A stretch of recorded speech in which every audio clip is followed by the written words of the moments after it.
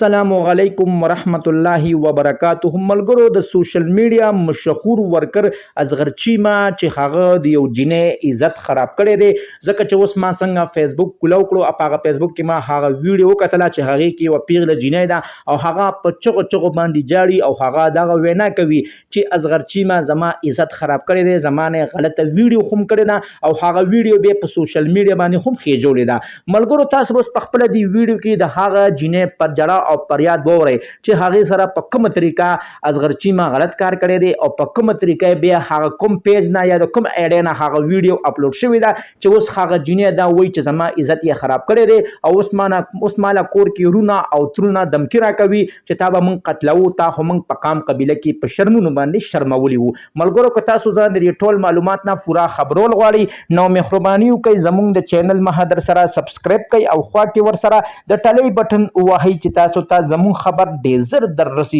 ملګرو آینه د کلتور یو چینل دی چې څومره هم په غریبانو باندې ظلمونه کیږي یا څوک چا سره ظلم کوي نو ملګرو اصغر چیما زوی او د هغه خلکو نه انټرویو نه اخلي او د هغه انټرویو په وجه باندې بیا هغه ته ډیر غټ انصاف ملاويږي. ملګرو اوس یو جنې په سوشل میډیا راغلی دا او هغه دا وایي چې اصغر چیما ما سره غلط کار کړی دی. ملګرو زه خو بالکل د هغه جنې خبره نه منم ځکه چې اصغر چیما ویډیوګانې ما ټولې کتلې دي، هغه لا ته اوسه پورې په ویډیو کې نه کنزل کړی دي نه داسې په خاشه خبرې کړې دي. ملګرو اصغر چیما خو ټول عمر د قوم لپاره قرباني ورکړې ده. ملګرو اصغر چیما شوی دی